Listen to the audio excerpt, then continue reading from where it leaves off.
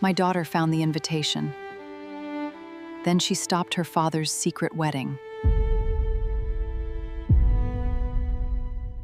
I knew my marriage was over when my 9-year-old daughter held up our marriage certificate in the middle of her father's wedding. My husband, Ryan, was standing beneath a glass wedding tent in Savannah. He wore a black suit and the smile he had once used to make me trust him.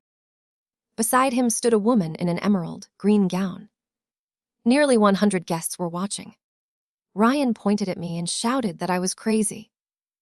Then my daughter, Ellie, lifted the second document in her hand. It was a copy of the driver's license Ryan had used to marry another woman under a different name. That was when his new bride started to cry. 3 weeks earlier, I still believed my husband was simply distracted.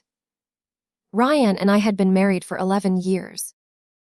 We lived outside Raleigh, North Carolina. I worked from home as a medical billing supervisor. Ryan traveled across the Southeast selling commercial security systems. At least, that was what he told me. Our life looked stable. We had a mortgage and a daughter who loved science experiments and yellow dresses. Ryan missed school events, but he always blamed delayed flights or emergency meetings. I believed him because believing him was easier than examining every excuse. One Thursday afternoon, Ellie came into my office holding a cream-colored envelope. She said she had found it under the passenger seat of Ryan's car while looking for a missing library book. The envelope contained a wedding invitation. The bride was Caroline Bell. The groom was Andrew Cole. The ceremony would take place at Magnolia Grove, a historic estate near Savannah, on the following Saturday.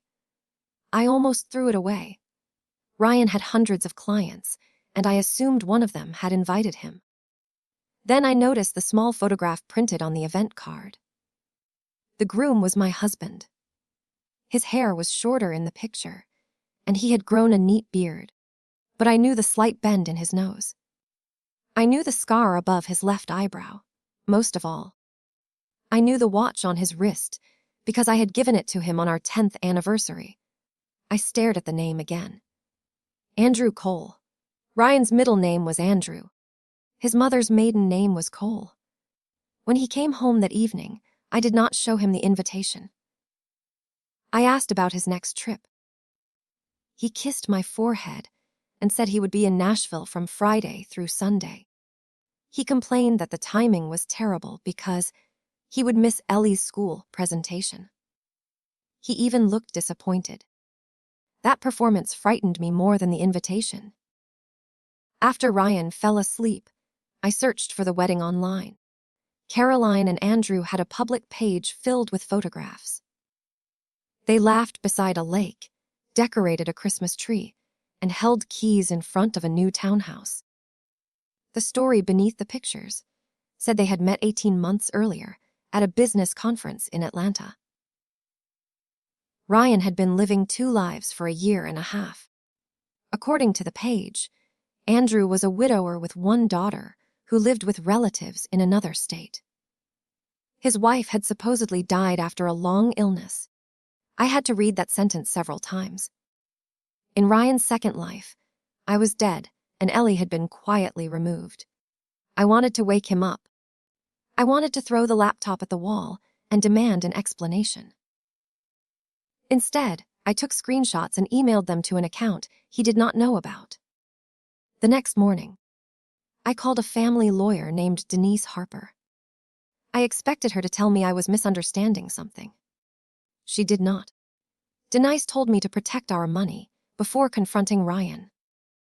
A man with a second identity might be hiding more than an affair. She was right. I checked the account we had opened for Ellie's college education. More than $40,000 was gone. The withdrawals had been made in small amounts over 14 months, then transferred into an account I had never seen. I found a recent credit inquiry in my name. Someone had applied for a home equity loan using my income and an electronic version of my signature. That loan had not been approved yet, but it was close.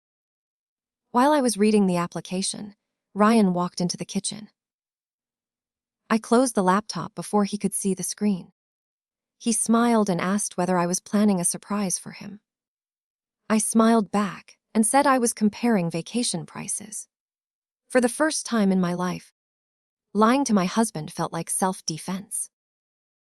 Denise helped me freeze my credit and protect my share of our joint account.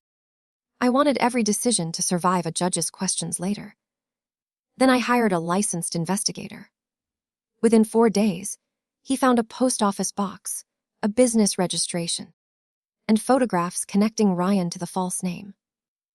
He also found something more serious. Caroline had sold a chain of physical therapy clinics the year before. Ryan had convinced her that he could invest part of the sale money in a new security company. She was scheduled to transfer $350,000 2 days after the wedding. This was no longer only about my broken marriage. Ryan was preparing to rob another woman. Denise warned me that Caroline might alert Ryan before we secured the evidence. So I sent one short message from my private email account. I wrote that my name was Natalie Brooks, that Ryan Brooks was my legal husband, and that I believed he was using the name Andrew Cole. I attached our family photograph, a copy of our marriage record, and the wedding invitation Ellie had found. Caroline called me 11 minutes later. At first, she could barely speak. Then she began asking questions. Ryan had shown her a false obituary. He said Ellie lived with my parents because being near him reminded her of me. Whenever Caroline asked to meet his daughter, he claimed Ellie was still grieving. Ryan had turned our living child into a sad story, designed to make another woman trust him. Caroline had already given him $80,000 and planned to add his name to the townhouse after the wedding. I expected Caroline to blame me. Instead, she apologized. I told her the truth. She was not the woman who destroyed my family. She was another person Ryan had chosen to deceive. That was the moment the story changed. Caroline did not cancel the wedding. A financial crimes detective asked her to wait because Ryan had used forged documents and a false license. They needed clear proof of what he intended to do next. Caroline agreed to cooperate. She told Ryan the investment transfer was ready. He instructed her to send it to his new company immediately after they signed their marriage paperwork. Every message was saved. Ryan had already built the crime. We simply stopped warning him that the floor was about to disappear beneath his feet. 2 days before the wedding, I found Ryan packing his black suit. He said Nashville would be formal because he was meeting an important executive. Then Ellie entered the bedroom and asked why he had missed her science presentation. Ryan did not even pause. He promised to make it up to her and returned to folding his shirts. Ellie looked at him for a long moment. I could see that something inside her had changed. After he left the room, she asked if the man in the wedding picture was really her father. I had tried to keep the details away from her, but she had seen the invitation again on my desk. I knelt beside her and said yes. I explained that her father had told a serious lie and that none of it was her fault. She started to cry, not loudly, but with the quiet disappointment that only a child can carry. Then she asked the question that broke me. She asked why her father had told people she did not belong to him. I held her until she stopped shaking. I said that adults sometimes lie because the truth prevents them from taking what they want. I promised her that Ryan's lie could never change who she was. I planned to leave Ellie with my parents, but she asked to come with me. Then she said she did not want her father to erase her again. The detective agreed that Ellie could enter only when signaled, with my parents nearby to protect her. On Saturday morning, Ryan kissed Ellie on the head and told us he was leaving for Nashville. I watched his car disappear down the street. 4 hours later, Ellie and I arrived in Savannah. Pink roses hung from the ceiling of a clear glass tent. Sunlight came through the oak trees, while a string quartet played near the garden. Caroline wore an emerald green gown because green had been her mother's favorite color. She looked elegant, but her hands were trembling. Ryan looked completely calm. He greeted guests as Andrew Cole and accepted congratulations from people who believed they were welcoming him into their family. Before the ceremony, he signed documents using the false name. He also sent Caroline a message reminding her to approve the investment transfer before midnight. The detective had what she needed. Caroline walked beneath the flowers and stood beside him. The officiant began. Ryan repeated promises about loyalty, honesty, and a lifetime together. When the officiant asked whether Caroline accepted him, she looked toward the back of the tent. That was my signal. I entered wearing a navy dress and a white jacket. Ellie walked beside me in her favorite yellow dress. My parents stayed just behind us. Ryan's face changed the moment he saw me. I did not scream. I did not insult him. I said his legal name clearly enough for every guest to hear. Then I told the room that he was my husband and Ellie's father. Ryan rushed toward me and demanded that security remove us. He said, I was an unstable former girlfriend who had been stalking him. That lie lasted less than 10 seconds. Ellie held up the certified copy of our marriage certificate. In her other hand was a copy of Ryan's real driver's license, beside the false license for Andrew Cole. She looked directly at him and said, very softly, that she was the daughter he had told everyone was gone. The entire tent became silent. Caroline covered her mouth and began to cry.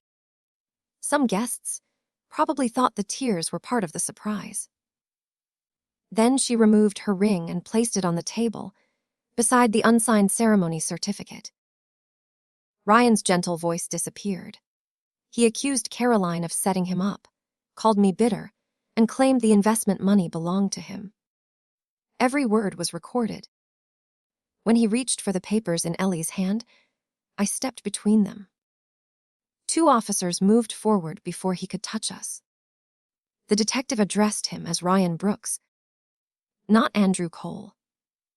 That was the moment he understood there was no second life waiting for him.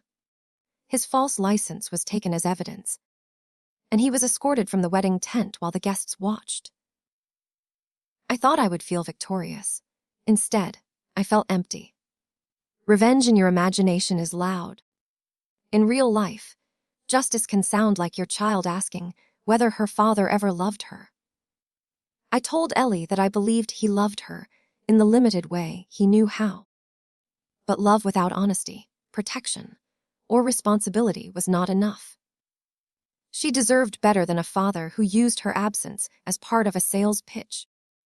The investigation continued for months. Ryan's phone revealed that Caroline and I were not his first targets.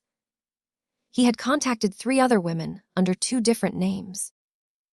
He had borrowed money from one and tried to persuade another to invest in a fake property project.